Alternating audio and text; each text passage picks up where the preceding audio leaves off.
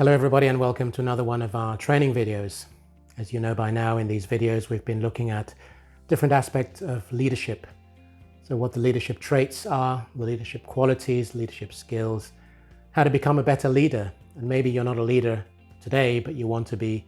So it's just giving you some thoughts and ideas and insights based on my experience. Today we're going to expand on a topic I touched in a previous video, which is called the power of lists. The power of lists, or the power of using lists, which we'll unravel in a minute. Because lists are so important. There is so much going on in our lives, in our world, business and otherwise. So why and how can lists help us? My name is Igwe. I have over 35 years experience of leading, growing and developing teams across 5 major markets in Europe, but also working across Europe, Middle East and Africa with teams that I have created and developed and worked to grow.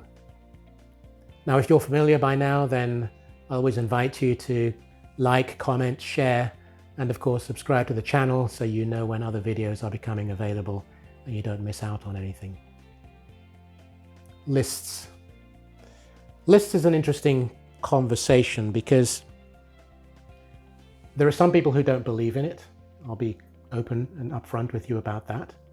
But again, in all these videos, it's about what I have experienced and what works for me and has worked. And to be honest, I've shared with other members of my team and departments over the years. So the power of lists, I'm going to help you understand with a few bullet points each time why they're important in my mind, how you use them, so what is the mechanism to put them into action, and of course, at the end of the day, it's great to do all these things, but what are the benefits? And if there aren't any real benefits, what's the point in doing it? So, let's start off with the why. Well, I hope that each of these makes absolute sense to you. Why would you do a list? Well, on the one hand, it is to prepare.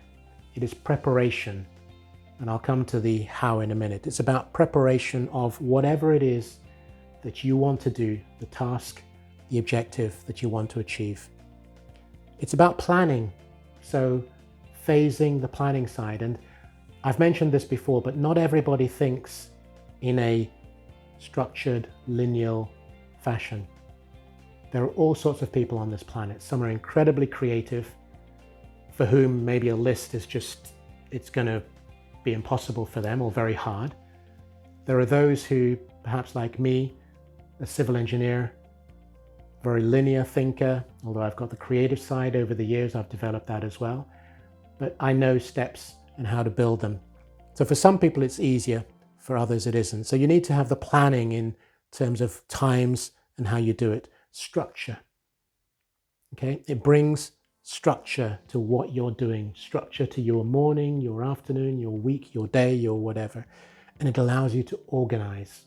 Because very often, again, for people who are very creative or just get up and do things as they come, you're going to be pretty exhausted by the end of the day when you haven't been able to organize. So these are just very simple, clear milestones which you need in order to establish how to go forward. So the milestones bit is really important because that helps. That's part of the planning, obviously structure and organization. The milestones are the focal points at which you achieve different things. And if you like, in the traditional way, you tick it off. It allows you discipline. And it means that if you're going off track, so like I say, you're not very organized, not very structured, it means that you have a roadmap that you are working towards. So how do you go about doing that? Now, I write things down. Now, I know in this age of technology, there are people who I've mentioned this to, and they'll go, I don't write anything down. I use my iPhone, my Android phone, my laptop, my whatever. But the reason, and that's why I've put here, not only do I write it out, but I write it out by hand. The reason for doing that, it's very simple and it's very functional. Again, you do whatever suits you, but if you write it out, you're connecting what's written down through your arm, into your brain, through your eyes, and it actually registers. So the idea is that if you write it down, it's actually helping you in a conscious manner. But again, if you want to write it out in some other form, that's totally okay. But make sure you write it out. I recommend that you use, if you're able to, one word. But if you're not sure, you kind of go, what was that word? Why did I write it down? I don't know what it means anymore. Then a sentence, but just a short sentence. You're not going to write a poem.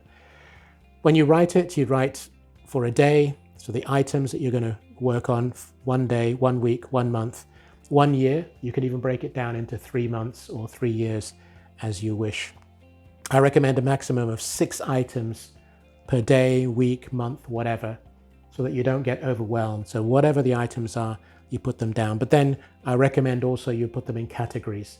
So category A, B, and C by prioritizing them. So A would always be your most important priority, B would be another one, and C would be the third one. And the reason for doing that is, especially the B and the C, is if you want to break down the time that you're devoting to those top 6 or maximum 6 items in A, and you want a bit of a break, so you've got 6 here, 6 here, 6 here, you might allow yourself downtime. And that downtime means it could be in item B, I don't know, walk the dog, or go play with the kids for a few minutes, or for half an hour, whatever it happens to be, but something that's a little bit lighter, but important to ensure you don't get to the end of the day and you've forgotten to do something. So B and C can be a little bit lighter in terms of the level of work you need to do. It could be a phone call. You say, oh, okay, it's not a priority to call someone here, but yeah, I should have called him or her. I'll put that in here. So call Joe, call Jane, and then you have a quick, 10, 15 minute, it breaks it up as well. The reason also is that when you do that, it allows you to review on a constant basis, maybe at the end of the day for this one, or after day 1 for the week. But also it means that you can break down subtasks. So you don't have to have them as individual big tasks all the time. Now you may remember I touched on this as well in one of the previous videos, just in terms of prioritizing. A good way for doing that is to take these 4, they're quadrants actually. You look at a task and you say, is it important and urgent? In which case, clearly that's one of the top things on your list. It's maybe not urgent, but important. So maybe if it's not, so if we take a day, it's not urgent, but it's important, which means you have to get it done in day 1. You can't go to day 5. It's not important, but it is urgent. So where would that sit? It's not necessarily important and urgent, so it wouldn't be number 1, but it may come in, number 3 out of the 6 lists that you have, or it could be 5, it doesn't matter. And then not important and not urgent. This one is a good one because it means once you've done that, you might say, I don't need to do it. I'll leave it.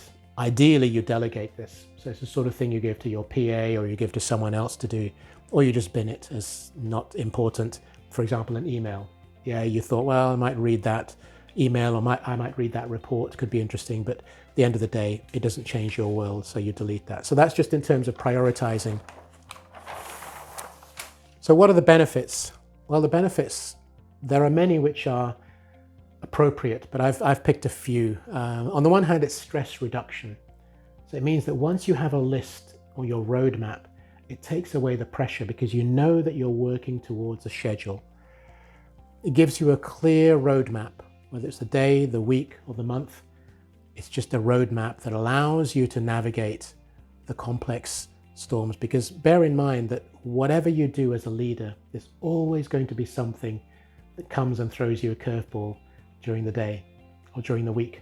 So if you know what you had planned for that day or that week, it's always much better. It helps you prioritize, which I've given you before. It motivates you, because actually, I don't know about you, but when I see a list, and more importantly, when I see the list completed, I'm just so pumped up. I'm just so excited about achieving it. It helps you improve memory, because whether you do it on a digital format or written format, you then start to remember what it is, especially if it's something that's recurring. So every month you need to do the same thing. Could be review budgets, could be set budgets, could be review staff or whatever. On a regular basis, it helps you say, oh, okay, I haven't forgotten that, and I include it. It ensures that you focus on your plans. So your plans, not those of anybody else, but on yours that you have identified. Inevitably, it creates greater productivity because you're working towards a schedule, functioning in a way that creates efficiency as well. So you go, I'm more efficient, I'm more productive, which is great. That's what leaders are supposed to do. And to be honest, it gives you time to lead. So you can plan into that, and that may be one of your priorities as well.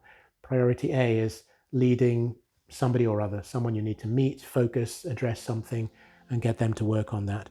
And quite frankly, at the end of the day, I know some people find it tedious, but I find that lists are fun. You actually put them down, you go, oh, that's pretty cool. And then you start to say, was it A, is it B, is it C? And how does that whole thing fit together? So those are the benefits of creating a list. Like I say, not everybody believes in lists, and that's totally okay. Everybody has their system. I'm telling you that after 35 years experience, and people know that I develop and create lists, I use them to great effect because I'm always productive. And more importantly, perhaps, I can multitask. So I can do various different things which are in the A, B, and C list, and I get a lot of fun out of it as well. So I hope this has spoken to you. If it has, please feel free to like, comment, and share, and subscribe to the channel so you know when other videos are becoming available. And until then, I'll speak to you soon. Thank you.